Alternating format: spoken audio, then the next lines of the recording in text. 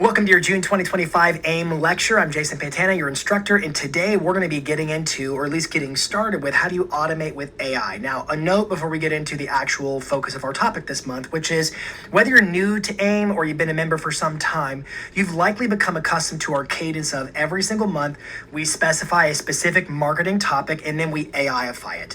We provide lectures and labs. The lecture is the end-to-end video training that talks about how to complete the strategy whereby you bring AI into your marketing mix and you achieve a certain result by way of AI. It's all about the application and the results that can be generated by the use of AI. It's an end-to-end video training, kind of like a tutorial.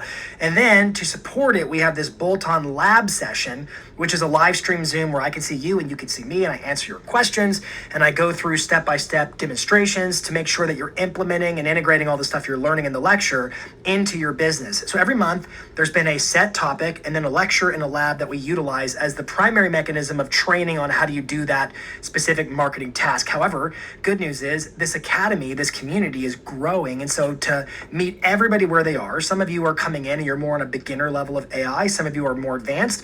We're rolling out what we're calling learning tracks, whereby every month we're going to offer 2 lectures and they're going to be labeled AI Rookie or AI Rockstar. You're currently watching the AI Rockstar training, which is the more involved, advanced training. AI Rookie is more of a basic foundational training. So whether you're considering yourself more advanced or more of a beginner, either way, there is something here for you in this academy, and you can watch both. There's nothing prohibiting you from watching both. It's all your content anyways. We just want to make sure that you're getting value out of the membership and that you're applying it to your marketing mix. So with that being said, we're going to dive into this month's AI Rockstar lecture, which is Automate with AI, as we begin a conversation. And I do mean the operative word here, begin.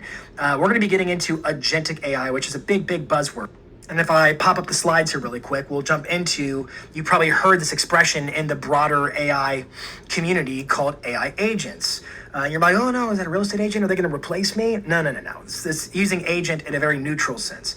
An AI agent, or you could say agentic AI, it's the same thing, is a smart assistant that handles tasks. Like you give it emails or follow-ups, and it works toward a specific assigned goal versus step-by-step input and output. So if you think about your normal use of AI, the average person uses AI for a specific task and then the next task. You do a prompt, you get a message, you prompt again, you message. There's sort of this, you're always there holding the hand of AI, collaboration involved. But agentic AI, which I believe is the most promising trend that we're seeing happening in all of AI right now. I think agentic AI is the big one. We're going to keep talking about it because it comes with it the promise of you being able to assign end-to-end marketing tasks to AI and then let it work while you're sleeping. Let it work while you're on appointments. And so today we're going to sort of creak that door open and start getting into the world of autonomous. Now, when you think about that word autonomous, you probably think about autonomous driving vehicles. And I'm going to use this as an analogy to kind of frame out what agentic AI is and what it isn't. Think about an autonomous driving vehicle. It is still a vehicle. There are wheels, it's got an axle or axles, it's got a hood, it's got parts, it's got passengers.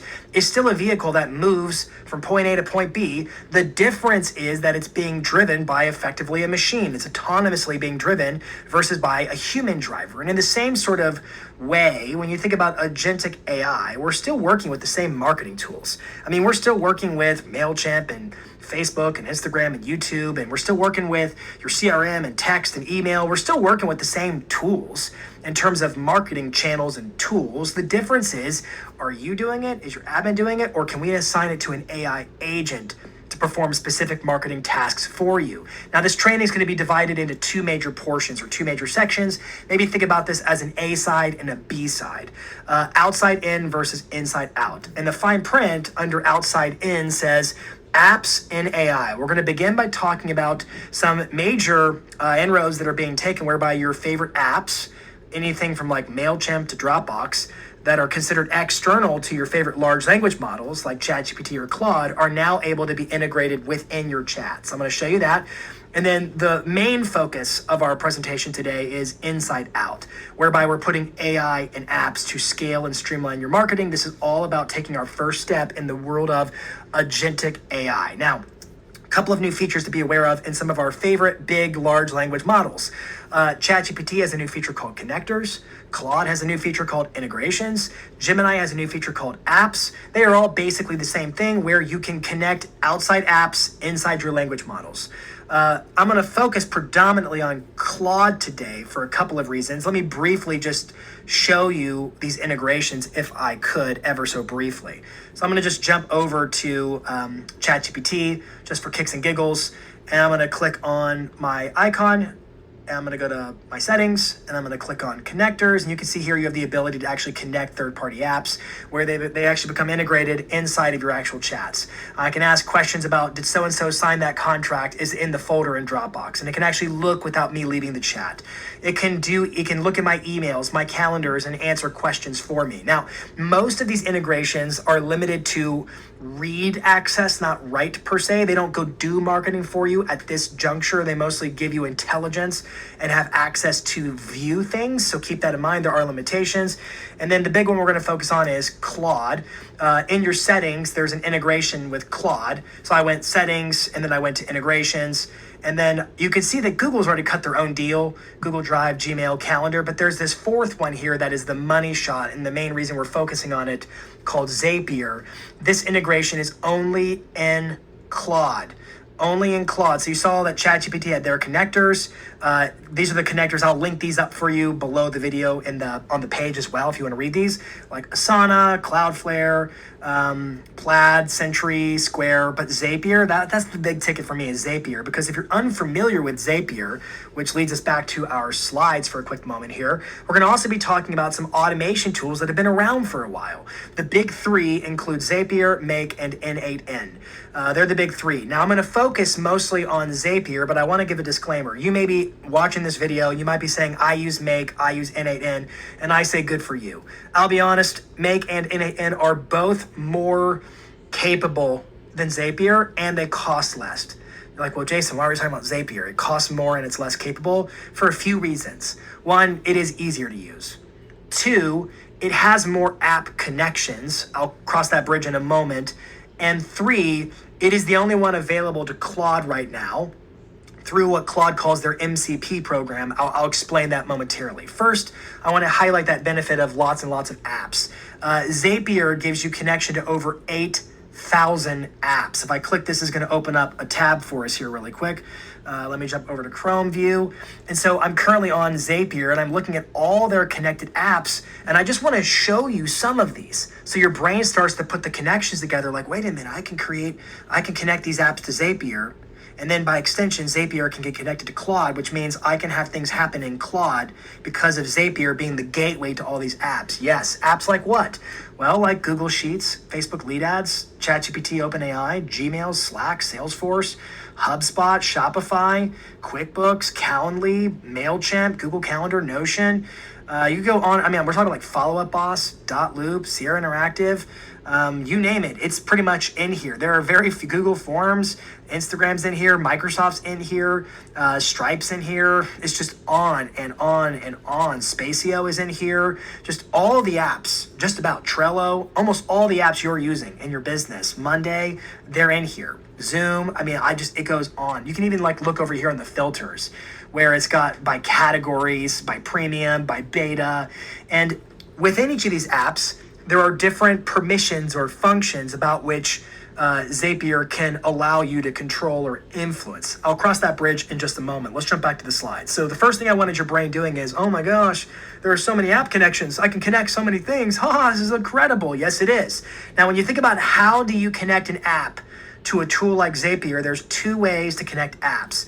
There is the way of OAuth access, which I'm going to read this because it's you've seen this before, you've done this before, you maybe didn't know it was called OAuth. It's when you click a button to connect something and it opens up that app's login page. Typically it's in a smaller window and then it pops up in a smaller window. You enter your username and your password directly on that app's website, and then the app tells Zapier that this person, i.e. Zapier, is allowed to access that data without Zapier ever seeing your password. That's called an OAuth. And so you might have connected apps before where you're doing it through logging into that app. That's an OAuth. Keep that one in mind.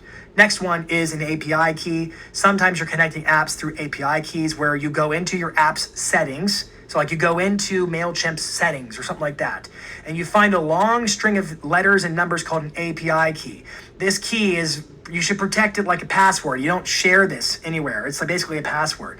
You copy the key and you paste it into Zapier, and the key acts as your identifier so that the app knows the requests are coming from you. If somebody else gets your identifier, they're going to think it's still coming from you because they had your key. So you don't want to share that key, just like you don't want to share your password. And so in either case, you're giving the ability to connect your favorite apps to Zapier. Now, it's important to understand some core terms about Zapier and some core function about Zapier, which I want to circle back to here momentarily. First, though, I want to circle over to fully integrating Zapier into your ChatGPT and give you some instructions on how to do that. Again, one of the main reasons I'm highlighting Claude here is, I think I said ChatGPT, I meant Claude. One of the main reasons I'm highlighting it is because of this Zapier custom integration, which is just insane. Now, on the page for you, I've got a resource called Integrate Zapier MCP with Claude, where I give you the step-by-step instructions on how to do it. First, you got to understand what is MCP. It stands for Model Context Protocol. This is going to be a little bit technical, but roll with me for a second. Claude developed this layer called MCP, Model Context Protocol. And what it acts as is almost like a voltage adapter or any kind of an adapter. Like imagine you're trying to connect your iPhone to your MacBook, and you need a USB to USB-C adapter or something like that. That adapter acts as a layer that lets this thing talk to this thing. Well, when you think about all these apps that exist between Dropbox and Follow Up Boss and Gmail and any app out there that you might use on a regular basis, their developers create API keys that have their own names and numbers and terms to them. And so integrating an API directly into Claude one by one is kind of like a painstaking process. So what Claude did is they created this new protocol called MCP, which is basically a layer that puts the onus onto the app developers to say, hey, we're going to use all the same naming convention. So you might have noticed, if we look over here, obviously Google has already done the MCP thing because there's a direct integration with Google. Now, Zapier is another integration. And if you look at the pre-built integrations I showed you before, Asana, these are the ones that have already gone through the exercise of doing the MCP protocol so that their apps can be put inside of Claude. And these ones have done it with ChatGPT. Now, they're all using MCP because ChatGPT and Gemini have all adopted MCP, which is, you don't have to really know that. That's just extra information. I just wanted to give you a true explanation for why isn't everybody putting their app or whatever inside of Claude or ChatGPT? Well, because they've got to remake it, basically.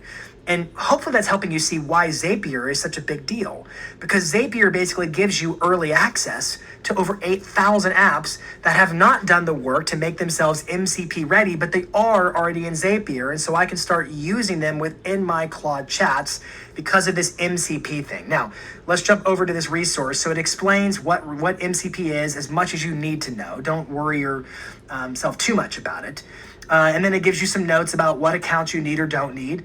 And then I give you step-by-step with visuals on how do you actually connect Zapier MCP to your Claude AI account. And there's 4 images.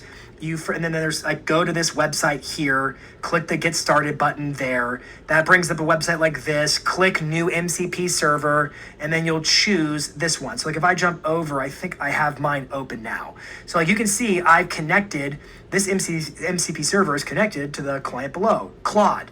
Now, if I wanted to go add a new MCP server, there are additional MCP servers. Like there's this one here from Anthropic, from OpenAI. If I use Cursor AI, I can connect it. I'm using Claude. Now, again, we're going to get a little bit technical. Some of this is TMI. You don't have to know this, but I'm going to tell you anyways. It goes back to that OAuth versus API key. You're probably confused where you see, well, I thought Anthropic owned Claude. Why are they both there? Well, it's sort of pick this way or that way. It's 2 paths, 2 doors to get into the same thing, so to speak. Maybe you pay for Claude and you're one of their pro subscribers like me, where you can use OAuth to log into your Claude and then connect it, which is what I have done. Or maybe you don't pay for Claude, but you still want to do the same kind of an idea here. You can actually just go to Anthropic and you can connect it through their API as well. The difference will be is that if you did this, you're not going to see Zapier inside your chats. The only one here that allows you to put Zapier inside your chats is this Claude. OpenAI's API will not this is tedious.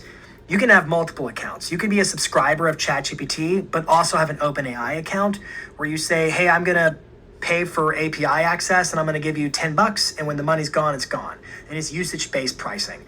That's a little bit of extra knowledge for you, but just be aware there are different ways to get access to OpenAI or Anthropic through APIs where you just pay for usage versus being a recurring subscription member of Claude or ChatGPT. Remember, Claude and ChatGPT are just products that use the same models that are owned by OpenAI and Anthropic, respectively. Hopefully that didn't make your head hurt. If it did, we can talk about it during the upcoming lab. So the only one that gets Zapier inside your Claude chats is in fact the Claude itself integration here. And then you can see all these tools are connected. You can just add a tool and then you can click on the tool. And like, let's say I click Salesforce, then I can choose, well, of all the different tasks that the Salesforce connection with Zapier allows, which ones do I want to allow to be part of Claude? And I can just choose the first one that says all the above. And so every one of the tools I connect, you can just click all the above, and whatever functionality exists between that app provider and Zapier, whatever that connection is, I therefore give all that access over to Claude. So these are, I've got YouTube, Google Analytics, Google Docs, Facebook custom audiences, ManyChat, I've got MailChimp, I've got Zoom, I've got Google Sheets, I've got Google Calendar, I've got Zoom, on and on and on and on it goes. So I've got all these different functions. And then if you go to my instructions here, you scroll down to the next one, they tell you at the last step, well, how do you connect all this? You click on connect. How do you connect it to your actual Claude account? And then you follow those instructions and it will take you to a page like this where you'll click add integration. It will tell you what URL to put and what name to put. You just follow my instructions and you add it so that when you get into your actual chats, you see your tools look like this, where I have Zapier. Oop, it got disabled there. Let me re-enable that. Oh, hang on. Scroll down, click, search tools. Hold on, we're gonna fix it. Okay, I fixed it. I just had to click it. I don't know why it disabled itself, but it's back. So you can see I've got 92 different functions that can be performed across all my apps, including Google Sheets, MailChimp, ManyChat, yada, yada, yada. So for example, it's in my chat. So I could say, look up my recent MailChimp campaign called Rookie/Rockstar something or another. Tell me how it did. Now I've got typos like crazy in there, but it's going to infer what I want. And it's going to then ask my permission to run or fire off this specific task with MailChimp via Zapier. So what I'm trying to show you is you have all this access to getting information and stuff through Zapier. It's going to go looking for a campaign. Hopefully it finds it. And then after it finds the campaign, it's going to ask me for permission to run the report. It's going to give me intelligence inside of my chat. Now, at this early stage right now, let's allow it again. It's doing a campaign report. It might do one more function yet. At this early stage right now, we're at the point where we're getting information about stuff happening. We're not really able to necessarily command marketing to occur from within the chat yet. However, I'm going to show you where that can be done. So here's all of our information that pulls directly from MailChimp inside my chat. And I have 92 things connected to my Zapier. So I really hope your brain's like, oh my gosh, I'm inside my chats all the time and I'm trying to figure out information about what's happening in my business, and the ability to integrate those connections because of this MCP in my chat gives me just fingertip access to all kinds of data about my marketing and operations in my business. That is the A side of our record. The B side, or really the bigger picture side of it, is more about, well, how is AI being applied into some of our favorite apps already? And that brings us back to Zapier. So I am at my homepage for Zapier, and I want you to see over here, we're going to ultimately get into this feature called agents. But to really understand and appreciate what agents can do for you, and I'm going to give you a specific agent that's going to work on your background for you automatically. To really grasp that, you have to understand their core, which is Zaps. So I'm going to click on my Zaps, but I also want you to see some basic terminology just to make sure. I don't want to take for granted that you already know what Zapier is. You may or may not know what it is. 6 key terms to be aware of. The first is apps. The apps are the tools or platforms like Google Sheets or MailChimp that Zapier connects to run your automations. The whole goal of Zapier is to connect these apps so that when this thing happens in this app, you can make this thing happen in that app. It connects them through what it calls zaps, or a workflow.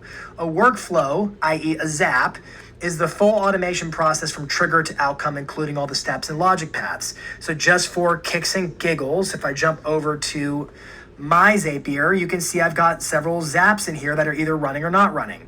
Like I'm going to show you, this one's a simple zap for new members. What it does is when somebody gets an account on Stripe, Stripe is our banking for AI Academy, it handles all the payments. Whenever I get a new charge or new customer in Stripe, it's going to ultimately send them an email through MailChimp saying, welcome to the Academy. When you signed up for the Academy, you got an email saying, here's what you get with your membership. It came because of this Zap sequence. If I go back, some of you might have seen this one too. Here's one called Abandoned Checkout. And so what happens if you make an account on WordPress, which is what hosts our Academy, but you don't connect a form of payment? Well, ultimately, it's going to send you another email saying, don't forget to finish signing up, because it's following a logical workflow. These are my zaps. So I can go to my zaps and see all the different zaps I have where they're manually configured by me. I connect my apps and I configure them to do the specific tasks and functions I have in mind for them. Really, it's up to your imagination of what you want done and the ways you come up with inventively to cause it to be done. So the apps, they're the tools and platforms you connect. The workflow is the thing that all those apps and tools do from A to B to C to D in terms of daisy chaining them together to perform a specific task. 3 is a trigger. That is the first event that starts a workflow. So like, for example, a form gets filled out on Google Forms, or you get a new lead inside of your CRM. Something, you get to decide what it is, but it's the trigger that kicks off an automation and then ultimately causes a subsequent action. The actions are the steps Zapier performs after the trigger, like it sends an email, or it adds to a contact, or it does something like that. Now, there's another term here called nodes, which is a single step or function in an automation workflow, such as triggers or actions. So if you look over here at my Google Chrome, and I open up here's another automation, another zap. Each of these rounded rectangle boxes is a node. This one talks to this one, talks to this one. They're like the links in the chain. They are daisy chained together. They are the nodes, so to speak. So that's just a term to be aware of in the Zapier kind of world. And then one more term to know is the term tasks. Each individual action Zapier completes in a workflow is counted towards your monthly usage. And so like if I go back over to my workflows, and so like let's look at specifically this one here. Let me zoom in on it. So this one is looking for a new spreadsheet row gets added to a specified Google sheet. That is a task I just got billed. And then it finds an email that is between the person it found in the sheet. That's another task. I've now been charged 2 tasks. And then it sends a prompt to Anthropic. That's a third one. And then Anthropic returns another thing back. It's like each time it's performing a task, I'm getting billed. So the way subscriptions in Zapier work is you pay for an allotment of tasks. And when you surpass your task, it's usage-based pricing, your bill goes up. It's like using minutes in a phone plan. It's just usage-based pricing. You're paying for tasks.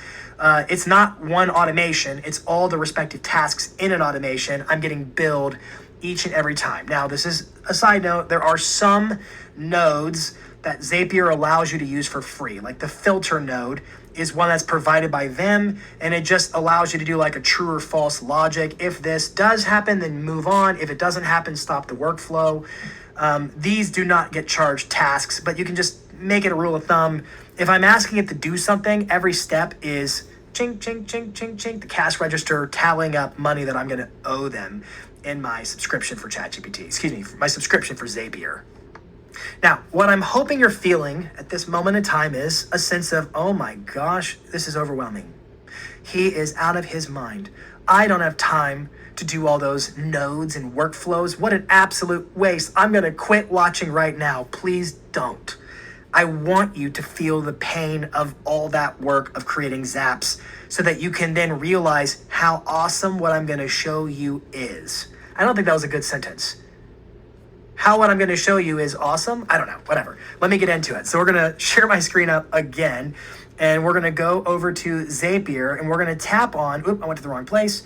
We're going to go home and we're going to tap on this AI agents beta, which opens up this new section called agents. And just take a look at it. It looks very similar to the MCP screen. They're using kind of the same UI, but it is different. So remember, there's A side, B side of this training. I talked about getting MCP, and that was so that you could connect your Zapier to your Claude. This is not that. This is different, and let me show you. If I click on New Agent, I can create a custom agent, which is to say I can basically design a workflow off of a text prompt. And so look at some of the examples they've got already in here. So we'll use sales prep agent. This one gets triggered every day by Zapier. So that's one of their free triggers where it's just a daily task reminder.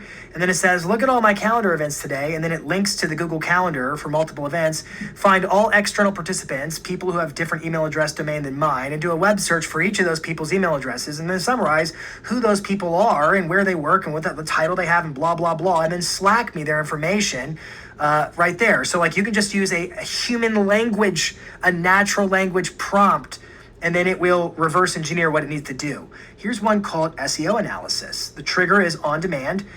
So when asked for SEO rating, which by the way, they offer a Google Chrome extension. So as I'm surfing the web, I can just make my AI agents run on demand as well, which is awesome. When asked for SEO rating, rate the website given in this step-by-step evaluation rules, and it follows these rules and it gives you the prompt there.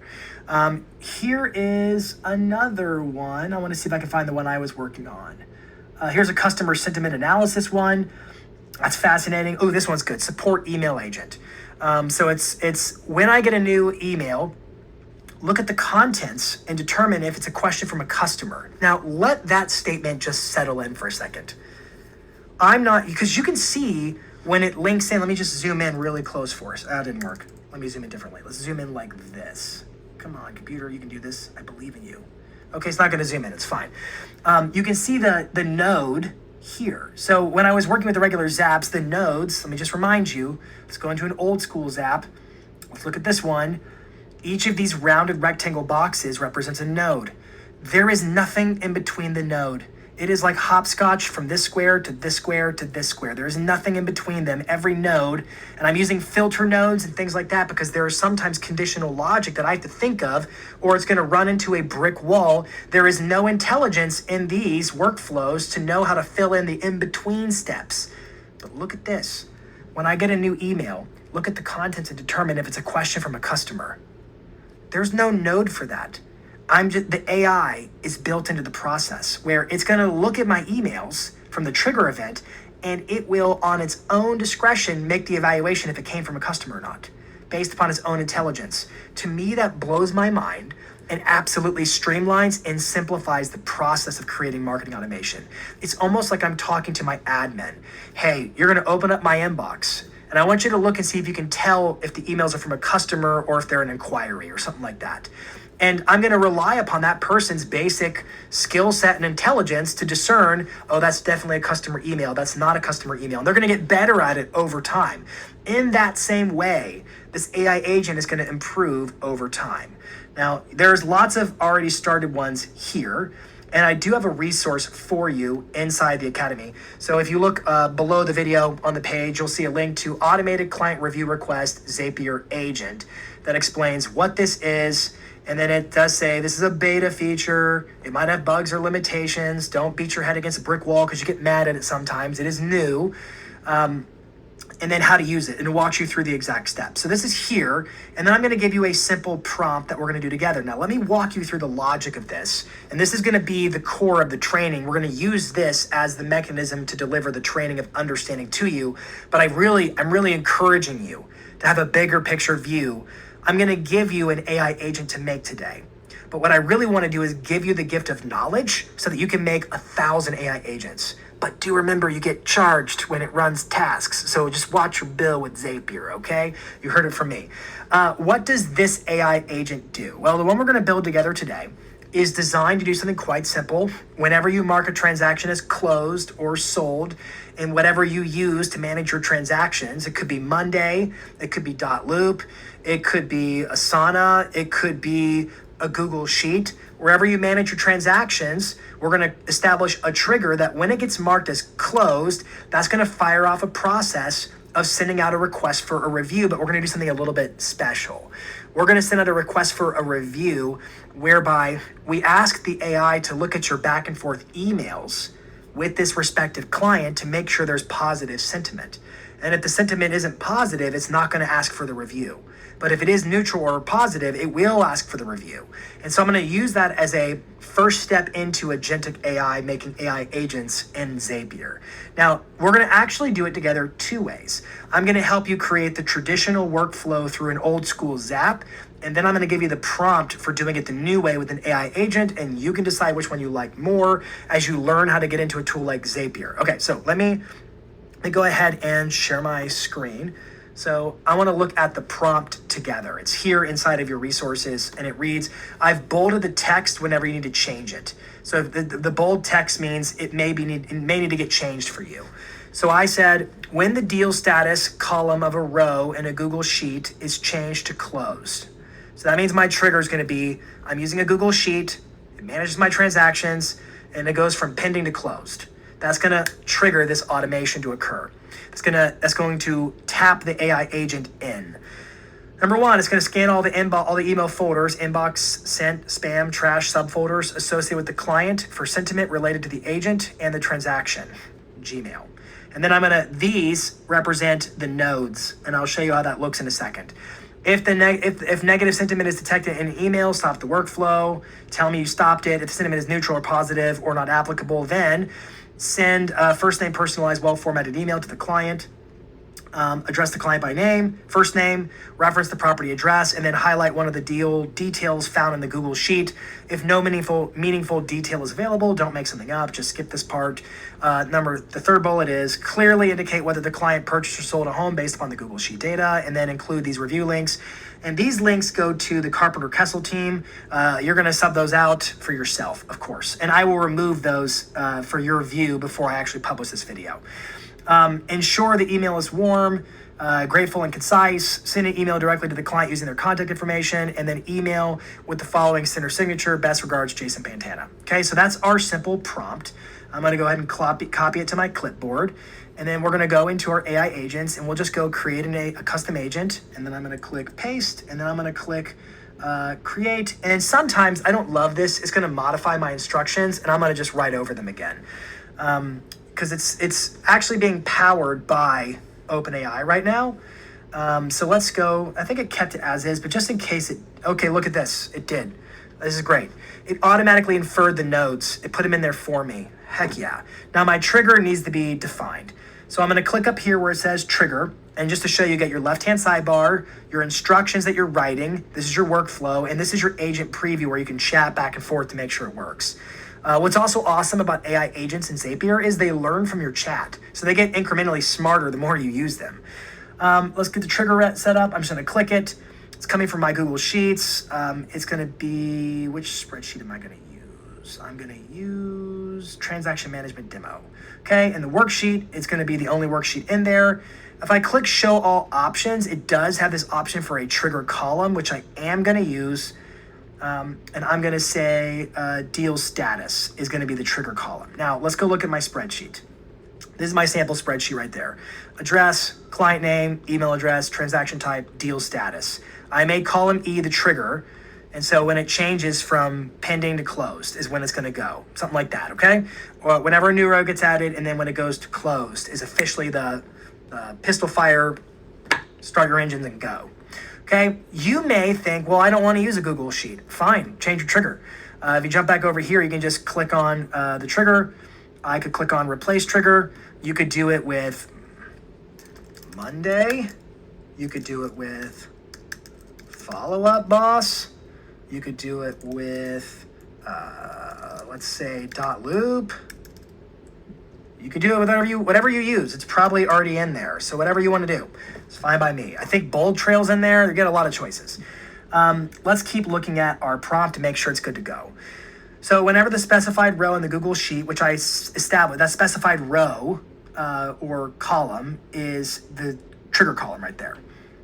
I'm going to actually, whenever a row in the specified Google Sheets updated, and the deal status column is changed to closed.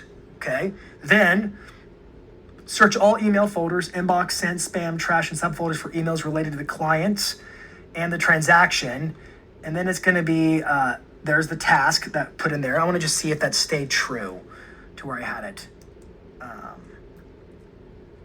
It put the task before the sentiment. So it did modify it a little bit, but I don't think it's lost any of its core meaning. So I'm going to just roll with it. Let your agent search for this. Yeah, let me see if I can, let's just see what it gives me as an option. Yeah, let my agent search. Save. By the way, that's super nice. Not only did it decide what action or what node needed to go in there, but when it comes to the actual, like, what is it going to look for? Let your agent generate a value for this field. You should let it do it itself. Analyze the sentiment of the email regarding the agent and the transaction. If the sentiment analysis detects negative sentiment in any relevant email, stop the workflow and indicate that negative sentiment was found and the email was not sent. Okay, so it has reworded my prompt ever so slightly, but core meaning isn't being changed. I'm okay. If sentiment is neutral, positive, or not applicable, then compose a personalized email to the client. Use the client's first name, include the property address, and a relevant deal detail highlight from the Google Sheet if available. Specify, and you would obviously change like from the Monday or from the Trello, whatever you might use. Don't keep saying Google Sheet if you aren't using a Google Sheet. Specify whether the client purchased or sold a home based on the Google Sheet data. Include the following review links, and there my links are for Google, Zillow, Yelp, and Facebook. Ensure the email is warm, grateful, concise, 150 200 words, and includes the signature best regards, Jason Pantana Realtor. Send this email to the clients using their contact information in the Google Sheet, and then it's got a node for Gmail send email. If I click on the gear, everything is, okay, so it's let the agent generate the value. Let the agent select the value. Let the agent do this. Let the agent do this. Like, I'm not doing anything. Subject, let the agent, I'm just leaving it alone. Agent's literally doing everything. I don't have to configure anything. I just wrote a prompt and it magically goes, poof, here's all the stuff that needs to connect. Like, y'all, that's awesome. Expected outcome, either the workflow stops due to negative sentiment or a personalized email is sent to the client requesting reviews after a successful deal closing. It needs a finished setup. Let's see what that is. I think I need to save it. And then that allows me to get to the test agent. So what we're going to do is we're going to test the agent, and then it's going to enter into the chat, and it's going to look at the trigger. And I don't know if it's going to find a trigger because I haven't given it one. So we might have to go mess with the spreadsheet. It's just going to use what it found here. It's going to go with row number 2.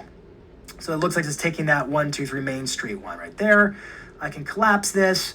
And it says, I'm now searching your Gmail for all emails related to Jason Pantana on the transaction one. It's probably not going to find anything because I have never bought 123 Main Street. But we're going to see what happens with it. And what's awesome is the function it's using here for find email. When you look at the app connections, I showed you this before in Zapier. In fact, I want to show you again if I could. Let me just, while that's working, I'm going to just go in the background here. If you go to the Explore apps, and like, let's just go look at, for example, Gmail. Okay, Gmail, right there, Gmail. And I can look at Gmail and it's suggesting all these workflows I can make, blah, blah, blah. But these are the functions down here that it offers.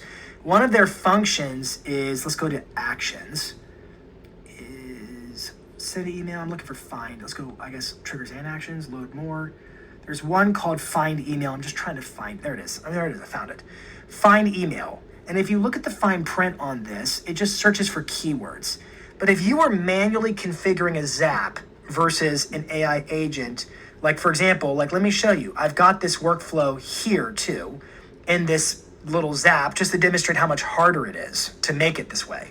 I connected to Google Sheet, same sheet, same worksheet, I configured it, I tested it, and then I went to the Gmail find email, but I had to specify what email is it looking for, so I had to click the plus and then choose from the spreadsheet. It was annoying. And then I had to tell it what happens if it's false or true, and then I continued. And then I had to go to this Anthropic here, and I actually had to have Anthropic do a custom prompt to try to mess with this. The risk this workflow runs is it might only find one email and just roll with that.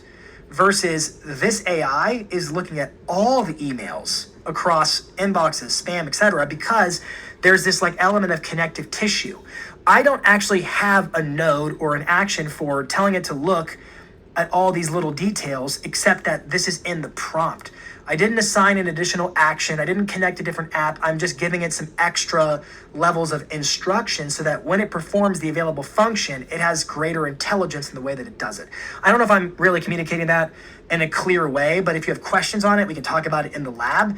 This to me is just an absolute, it's the connective tissue, it's the gray space where it's really hard to program when this happens, but the AI as the in-between is like a human who can use their own instincts and intelligence to figure out the best way to do it. Okay, no negative sentiment, so let's roll. Okay, where did it go?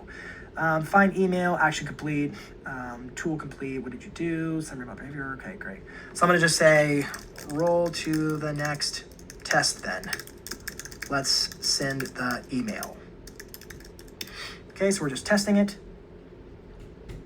And we're gonna just let it work in the background. A message from our sponsors.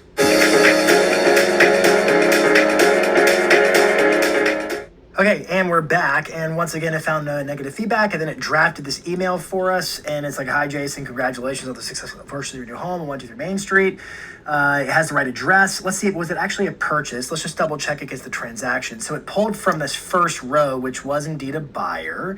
Very good, it nailed it. And then it wrote some nice stuff, and it put the links to, this is actually the Carpenter Kessel links to Google, Zillow, Yelp, Facebook for reviews. You could actually, in your prompts, you could tell it, hey, I want these to be like embedded links or hyperlinked text or bullet points. You have the ability to go more deep on your prompts. I just kept it simple for the purposes of demonstrating how easy this really is. Also bearing in mind that the more complexity you add to this is still a beta function, so there could be some gimmicks and things that don't quite work right. Thanks again for letting me be part of, and then I got thanks for allowing me to be part of this important milestone. Wishing you the best as you sell your new home. And then it gave my email signature. There's the subject line, plain body type text, and I just click approve. And then after that, it's actually now in the process of sending the email. And so it's telling me, don't forget to turn this thing on. We'll do that later. It's going to send the email, and I just heard my email make a little noise. So let's see if I got an email. All right, and then here is the email, and it looks really good. The links are all there. Everything worked. Not too shabby, AI, not too shabby. So I think this is super easy. It's a text prompt. It automatically infers the workflow, puts everything in there. When you're happy with it, all you can make it, add more steps to it if you want to, be my guest. You can measure its activity over here. When you're ready, you just turn this little toggle on to enable the agent. And then over here, you can click on all your agents. And it shows you all your agents that I've got several that are on or off or whatever. And then you can click over here for all activity. And what's cool is you can like jump in on any chat. And remember, it's learning in the chat. So it's not just the instructions. It's getting smarter and more capable the longer you let it rock and roll so that it can just perform marketing for you. This to me is a game changer. The ability to do more, do it faster, do it better with the power of agentic AI. Now, like I said from the very beginning of this training, we're going to do more than just this one training on agentic AI. This is just the first step of many that's going to keep giving you different ways to help your marketing run on autopilot so that it's always out there while you're sleeping, while you're in the field, while you're showing properties. Your marketing is helping to generate you business. I can't wait to see you in the upcoming lab and hear about what you've put in place in terms of your workflows using this AI agent feature in Zapier. Have a great one, and thank you so much for being a part of this academy.